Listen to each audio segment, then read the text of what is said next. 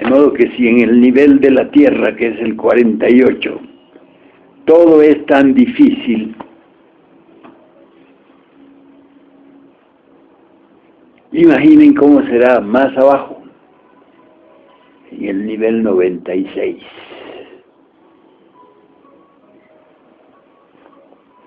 Y todavía esas leyes se multiplican en la región infernal.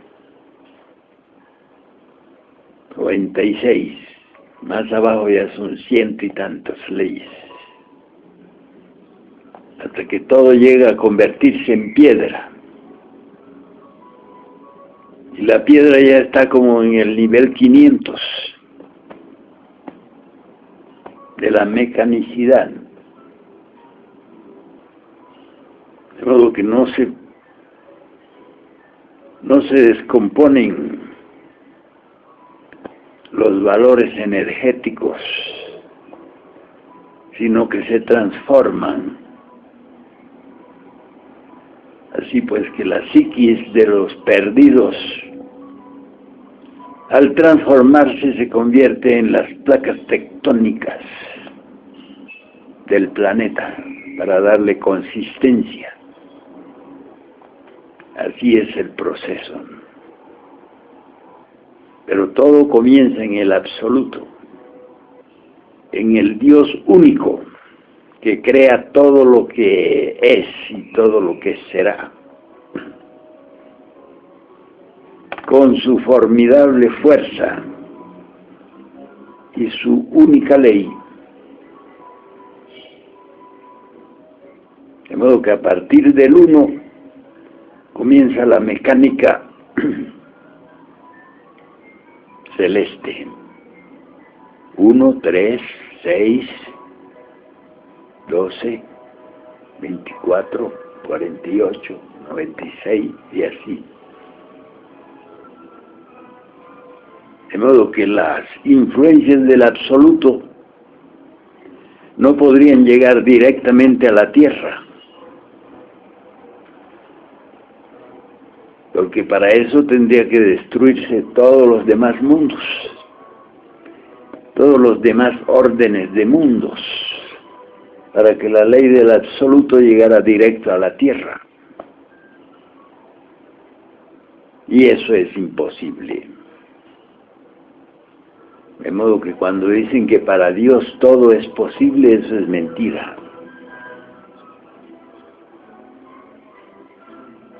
No es todo posible para Dios, porque todo está sujeto a un ordenamiento creado por la misma divinidad, por el mismo absoluto, de modo que Él no podría destruir lo que Él mismo ha hecho. Imposible. Así es que los que piensan que cuando están rezando a algún Dios que está por allá o por acá, eso es imaginario. No existe ningún Dios como se lo imagina la gente. Alguien que está por ahí y miran para arriba. Y para arriba no hay sino el espacio infinito. Así es que más allá de toda la imaginación humana, no hay más que el espacio infinito. La palabra Dios no se refiere a ninguna persona divina ni humana. Se refiere a un verdadero ejército. Se refiere a las cohortes divinas que comienzan en el nivel de los ángeles. Una vez hablando en el canal del Carlos Mesa, tocamos ese asunto y él me dijo, pero ¿y dónde queda Dios? Es que la palabra Dios significa dioses. ángeles, arcángeles, querubines, serafines, potestades, virtudes, tronos. Todas esas son diferentes jerarquías divinas. Y eso constituye lo que se llama Dios. Así como las distintas jerarquías malignas constituyen eso que se llama el diablo. El diablo tampoco es ninguna persona divina, maligna, humana, sino toda una legión de entidades que trabajan, que luchan contra las potencias de la luz.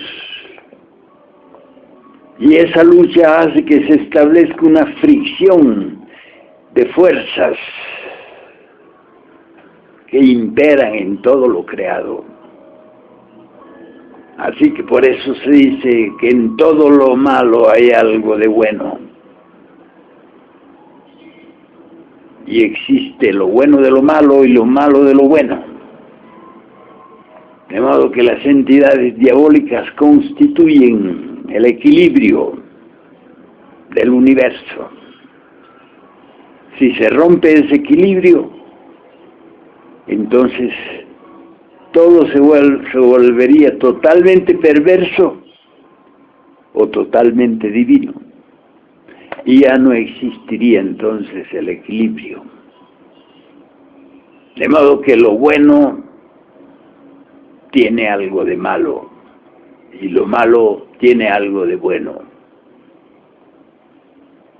Ese es el orden equilibrante de la gran creación. El problema básico de los seres humanos, de la Tierra, del planeta Tierra, es que se han identificado totalmente con lo malo. Para ellos, para los humanos terráqueos, no existe la divinidad. Solo existe lo diabólico. Entonces lo diabólico se sintetiza en los 7 pecados capitales. En eso se sintetiza lo diabólico. De modo que los seres humanos deberían vivir en función del equilibrio de las dos fuerzas, la oscuridad y la claridad, la noche y el día.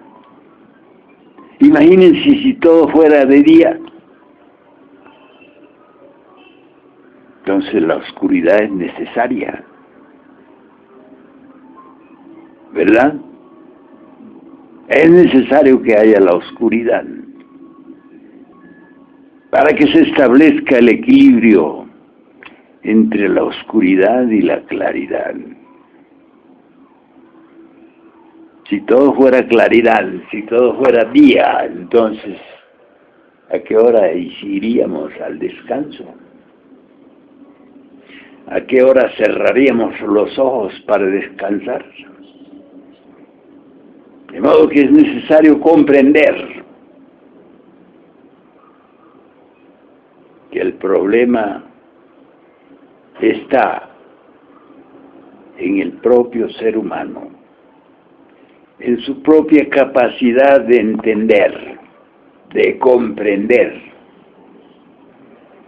La comprensión es el mayor poder que puede desarrollar una criatura.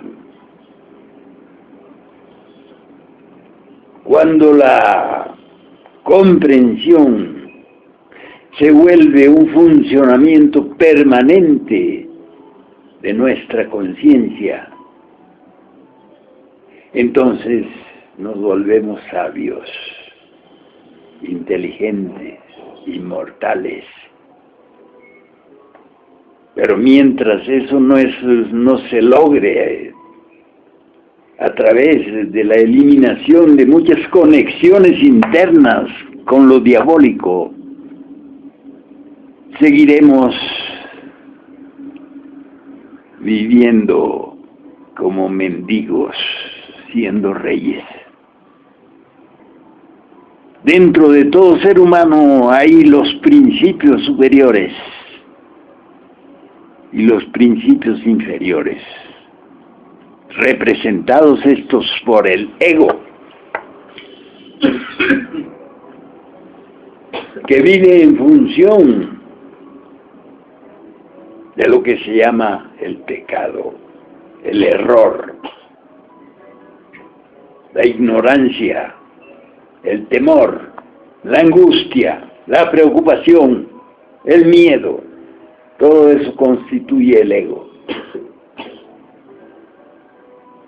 De modo que el ser humano debería tener pleno control sobre esas fuerzas egoísticas, debería manejarlas, debería impedirles el pleno control de la máquina. ¿Cuál es la máquina? ¿Cuerpo humano? No, señor. El cuerpo es un vehículo. La máquina está formada por 5 funciones básicas. Lo que pensamos, lo que sentimos, lo que actuamos, lo que ingerimos y lo que copulamos. Esa es la máquina. Cuando esa máquina es manejada y controlada, entonces nos volvemos dioses. Porque así es como son los dioses, dueños de su propia estructura. Mente, emoción, movimiento, instinto y sexo. Muchos creen que los dioses no copulan. Sí copulan. Porque el sexo no solo está en los humanos, está en todas las entidades divinas y humanas y animales. Por eso podemos decir que la gran creación está estructurada entre bestias, hombres y dioses. De modo que debemos abandonar esa mojigatería de que, ay, Dios te va a castigar, ay, Dios viene así, ay, Dios es grande, ay, Dios es chiquito. Eso es pura palabrería insustancial de charla ambigua. Nadie puede decir que Dios es grande o pequeño, o malo o bueno, o vengativo. Porque eso sería como tener a Dios en nuestro entendimiento, en nuestra forma de conceptuar. Y es claro que eso no sería posible. No es posible. De modo que debemos abandonar esos terminachos de que Dios es grande. Ay, Dios es grande cuando acontecen las cosas. Sobre todo si acontecen a favor nuestro. Siempre escuchamos eso, cuando las cosas se ponen a favor nuestro. Ay, Dios es grande. Ya recibió su castigo de Dios. Eso es falso. Dios no castiga a nadie. Hasta los padres de los seres humanos son capaces de amar a sus propios hijos. Así es que, ¿cómo podemos imaginar que Dios va a castigar a sus propios hijos con la muerte o haciéndoles caer un rayo en la cabeza o cosas por el estilo? De modo que cuando un ser humano es creado, sale programado a vivir de acuerdo con lo programado. No existe algún Dios detrás de él a ver qué va a hacer, a ver a dónde va. Eso sería ridículo. De modo que así como todas las máquinas son programadas, digamos un avión es programado para que dure tantos años. Cumplido ese tiempo, se acaba. Así los seres humanos son programados para que vivan 108 vidas. Terminado ese ciclo, el ser humano desaparece. Y puede desaparecer por dos motivos: porque se volvió divino o porque se volvió diabólico. Si se volvió diabólico, entonces lo consumen las capas minerales del planeta para darle consistencia al reino mineral. Si se volvió divino, también desaparece, porque se va al reino de los seres divinos. Sabemos muy bien que un animal puede convertirse por el proceso de la evolución en un ser humano. Y un ser humano, por el proceso de la revolución de su conciencia, puede convertirse en un ángel, en un Dios, y desaparece de entre la multitud de los humanos. Ya no lo encontrará más como una entidad humana. De modo que todo está programado en el universo. Los planetas están programados para vivir sus ciclos y después convertirse en soles. Ya tenemos 2 planetas en nuestro sistema solar que son casi soles: Júpiter y el siguiente. ¿Cuál es el planeta siguiente después de Júpiter? Saturno. Eso ya son casi soles. Inclusive ya tienen a su alrededor los planetoides.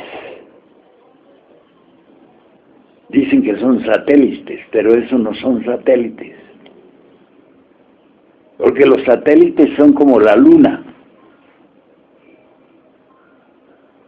La luna ya no podrá convertirse en un planeta, porque está en plena involución. Ni siquiera gravedad tiene. De modo que la luz que refleja la luna la toma no del sol, sino de la tierra. Por eso vemos en el espacio las diferentes transformaciones de la luz en el satélite de la Tierra, la Luna. ¿Cómo le llamamos a esas transformaciones? Creciente, menguante, luna llena y luna nueva. Eso no acontece porque la Tierra esté tomando luz del Sol, porque no tiene cómo.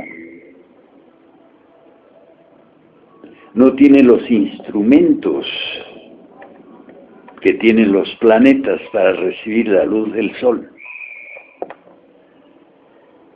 Porque los planetas no reciben directamente la luz del Sol. Porque si así fuera, entonces se quemarían, arderían. De modo que tienen sus instrumentos para tomar la luz del Sol y convertirla en luz y calor. Luz y calor, sí señor. Eso lo hacen los planetas, no el propio Sol. El Sol solo los mantiene con su energía, pero no es energía transformada. Los propios planetas transforman la energía del Sol en luz y calor. Y por eso los habitantes de los planetas pueden soportar la poderosa energía solar transformada. ¿Verdad?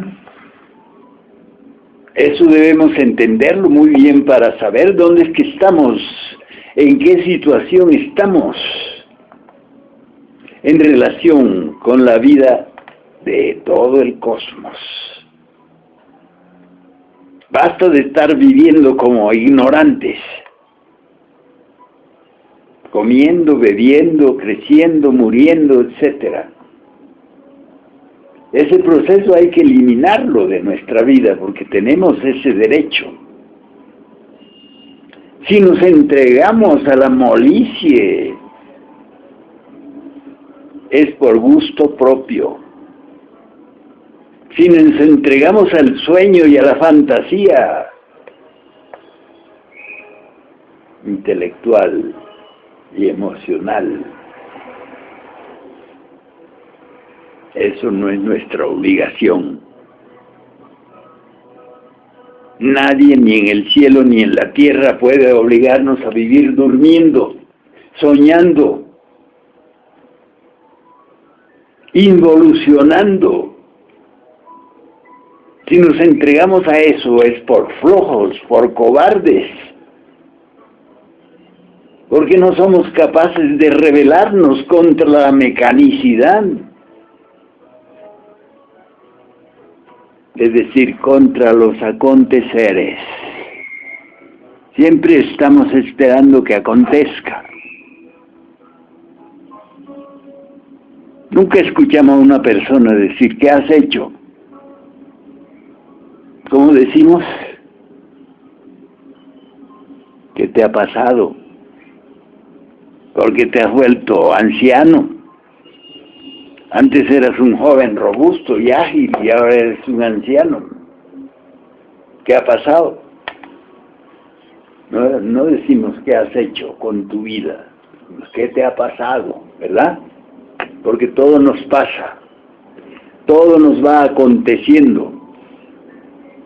Lo malo, lo bueno, lo triste, lo alegre, todo está aconteciendo constantemente. Como en una rueda de samsara, donde no hay opción de escoger, de seleccionar. Y no fuimos creados así. Fuimos creados con enormes posibilidades de convertirnos en otra cosa. Pero a los seres humanos les gusta mucho el comodismo. Hasta cuando la madre nos pare, lloramos, porque estamos muy cómodos ahí dentro del vientre, recibiendo todo. Protección, alimento, todo. Y cuando la madre nos bota del vientre, lloramos. Lloramos como el que pierde su comodidad. De modo que es necesario comprender que la comodidad nos hace débiles y cobardes. Y al fin nos lleva al reino mineral. No nos vamos al cielo por estar cómodos acá, con buena plata, con buena comida, bien fornicados, bien trajeados, ¿verdad? Eso nos gusta. Tener bastante comida y bastante sexo. En eso nos hemos acomodado y ahí estamos, esperando que venga el diablo y nos lleve que venga el remolino y nos levante, ¿verdad?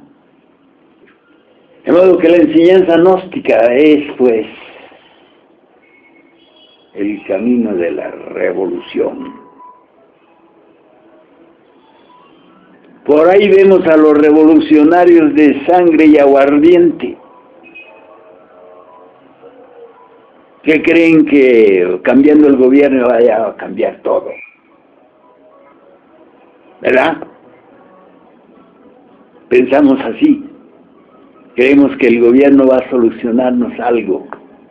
¿Qué cosa va a solucionar un dormido? Jesucristo decía siempre que el ciego, guiando al ciego, lo lleva con él mismo al abismo. De modo que la revolución que propone esta enseñanza es una revolución íntima, una revolución en la forma del pensar, del sentir, del actuar y del copular. Eso de estar copulando como los animales, eso es fatal, porque nosotros no estamos en el reino animal, estamos en el estado humano. Eso hay que entenderlo muy bien. De modo que los órganos de la creación, de la reproducción y del crecimiento espiritual son el fundamento de la gran transformación. De modo que mientras sigamos comiéndonos las manzanas de la Hespérida, del jardín de las Hespéridas, estaremos así. Ay, Dios mío, ay esto, ay aquello. Necesitamos pues una tremenda revolución interior, un cambio fundamental en el pensar, en el sentir, en el actuar, en el ingerir y en el copular. Manejadas estas funciones, comienza el crecimiento, el desarrollo, la transformación. Si no trabajamos con esas funciones, no habrá ni alma, ni conciencia, ni voluntad, ni cosa ninguna, sino puro decaimiento, puro retroceso de lo que éramos en el amanecer de la vida a lo que somos ahora. Ya hay kilómetros de diferencia en todo sentido. De modo que hay que comprender que no nacimos para estar así, como esclavos, sufriendo y llorando en este valle de lágrimas. Hay que salirnos. Para eso, los dioses, muchos de ellos se han encarnado en cuerpos humanos para darnos la enseñanza, para traernos el conocimiento de la resurrección y de la vida eterna. Amén. Eso quería transmitirles esta noche. Gracias por escucharme.